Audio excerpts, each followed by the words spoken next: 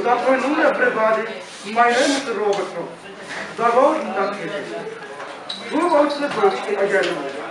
And sorry, I could not travel there. And we had traveler, long I stood, and looked down, one as far as I could, to where it went in the undergrowth. Then took the other just as clear, and heading perhaps the Great Lane, because it was grassy and wonderful. Though, as far or that passenger had warned them really about the same.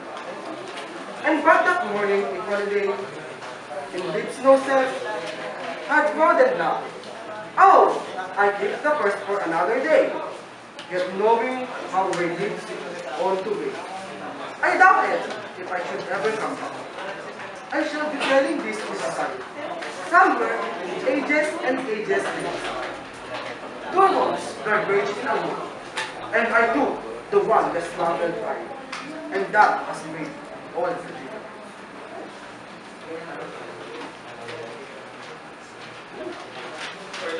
For further elaboration, The Road Not Taken is one of the Robert's most popular poems. It's made up of 5 lines, and each line has been 8 and 10 syllables in roughly iambic rhythm. The lines in each stanza is in Iam pattern. The popularization of the poem is largely a result as a simplicity of symbolism. In this picture, it shows the 2 paths and the yellow leaves, which went in an autumn setting. In the first stanza of the poem, the speaker, while walking on an autumn day in a forest, where have the leaves changed in yellow, to choose between the 2 paths, that head in different directions. He regrets that he cannot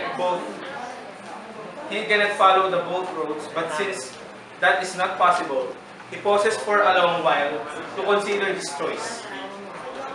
In the first stanza, and at the beginning and up to the second, one road seems preferable. However, by the beginning of the 3rd stanza, he was decided the paths are roughly equivalent. Later in the 3rd stanza, he tries to cheer himself by reassuring himself that he will return someday and walk the other road. At the end, the 4th stanza, however, the speaker resumes his usual tone of sorrow and regret.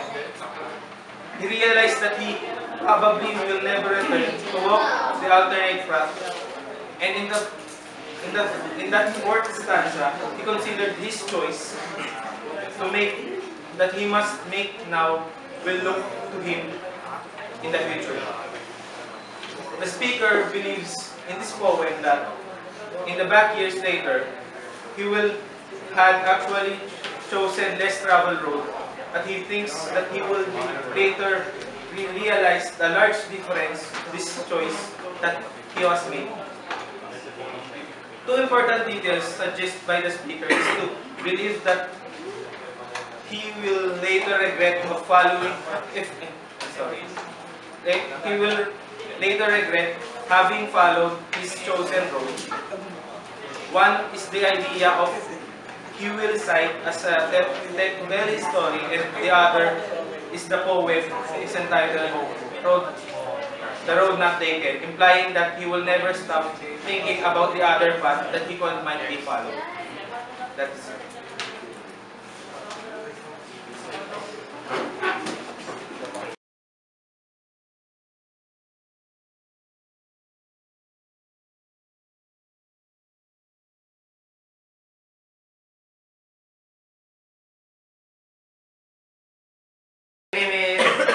Arlington Robinson.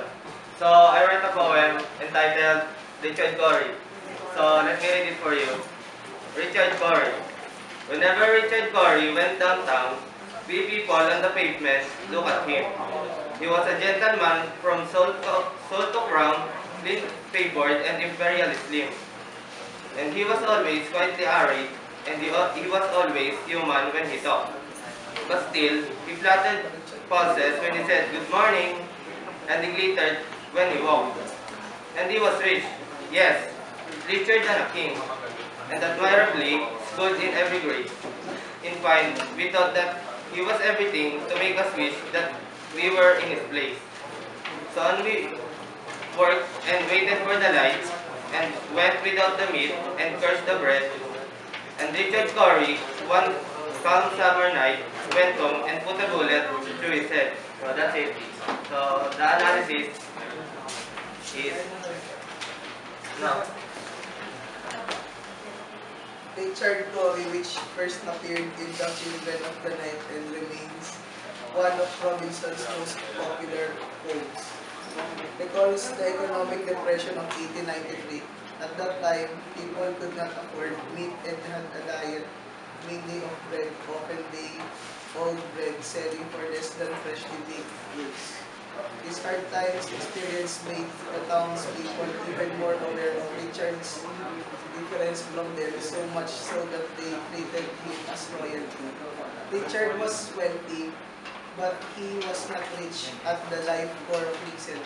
Despite his efforts at communal connection, Richard's wealth isolated him from others. He was alone.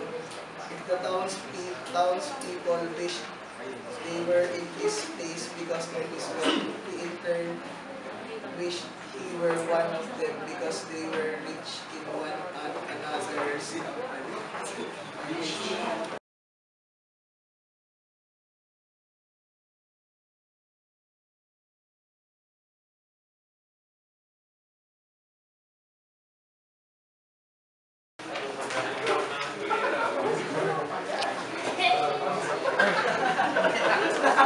Hi, my name is Amy Noel, and I read the poem Night Cloud.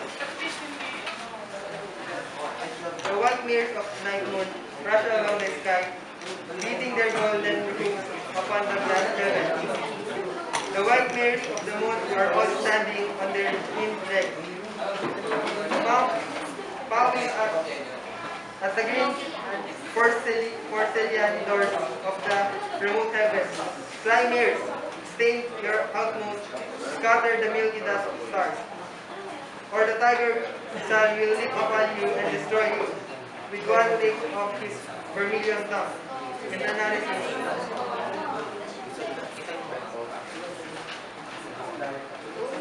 In this point, the poet looks toward the sky at night to see cloud as mere then continuing to ask our crowd at the start.